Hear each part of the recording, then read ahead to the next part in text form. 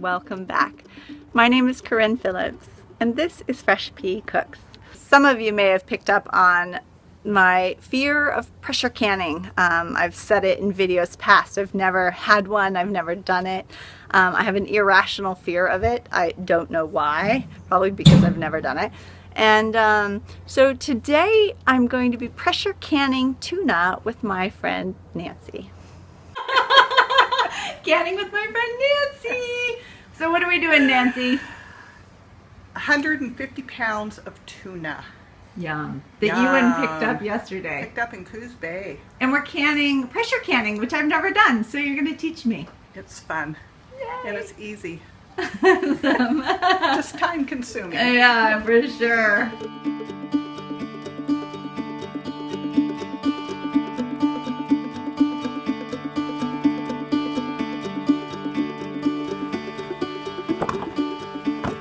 We have less than 2 minutes on our first pressure canner.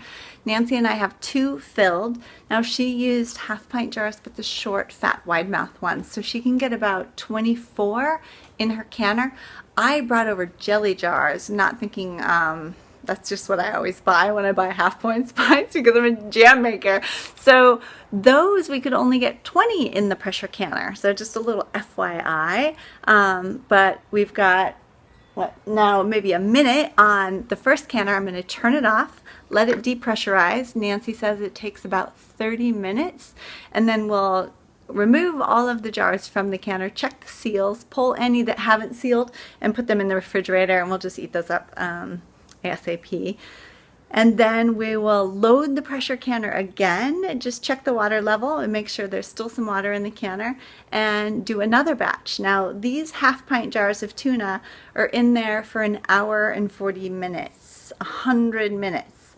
And so that's how long it takes to cook and sterilize and seal and make beautiful tuna that we can eat all year round. So I'm very grateful for Nancy for this opportunity. I met her husband, gosh, maybe 14 years ago. We started kiting here at the coast. Okay, I'm gonna go cut the flame.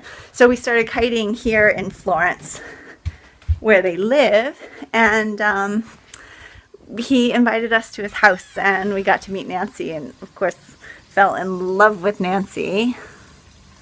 Make sure this thing is off. Okay, and she said she was canning tuna. This is maybe 10 years ago, and I've so wanted to come and learn how to pressure can, which I've been unrealistically afraid of, and see the process in canned tuna, but it's just never worked out. We almost connected one year, but something came up and I couldn't come out for it. So we were here at the beach kite surfing, and I'll put together a little montage of we've had a really fun couple days. And she calls and said, I'm going to pick up tuna on Thursday and can you stick around? Are you going to be here? We were originally going to go home last night, Wednesday night, but I'm like, yeah, we can do one more day.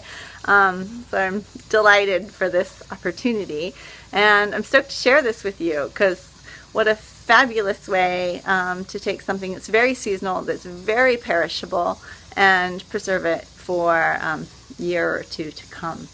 So this tuna that Nancy bought is gorgeous. She had the fishermen, she bought it off the fishermen on the dock, and here in Oregon they're all longline caught. So you feel good about the product. This isn't like troll net tuna fishing. And she had the fishermen fillet it, so there's no mess, there's no waste, and gorgeous. Beautiful, beautiful albacore tuna. And what we did is we just took the jars, washed them in hot soapy water, and rinsed them really well. You put a 1/4 teaspoon per half pint of salt, canning salt. I wanted mine packed in olive oil, so I got some delicious, my favorite olive oil from California Olive Ranch, and just put 2 tablespoons of oil in the jar. Dry pack the cold tuna right into that jar. Wipe the rim with vinegar, Vinegar does a better job at cutting that grease along the rim, in case you might have dropped a little olive oil or some splashed out. And that's a really important step, because if you don't do that, then your jar's not going to seal. And put the lid on, put the bands on, and then just feed them straight into this pressure canner. So while I've been talking to you, the pressure has dropped in the canner I just turned off. The pressure's dropped from 14 to 11. I'm going to wait for her to come back, and then we'll open it up and I'll show you this gorgeous olive oil packed Oregon Albacore tuna steaks, canned. Now Glenn is a huge tuna eater, so I'm super excited for this process. Even at cost, I buy food wholesale through a buying consortium that I've kind of set up with a girlfriend. I put that video here. Even at cost, if I buy dolphin safe, long line, sustainably harvested tuna, it's like $6 for a little can. It's ridiculously expensive. So the tuna comes out to be $2.50 a pound here. And so Nancy got, I think, 200 pounds.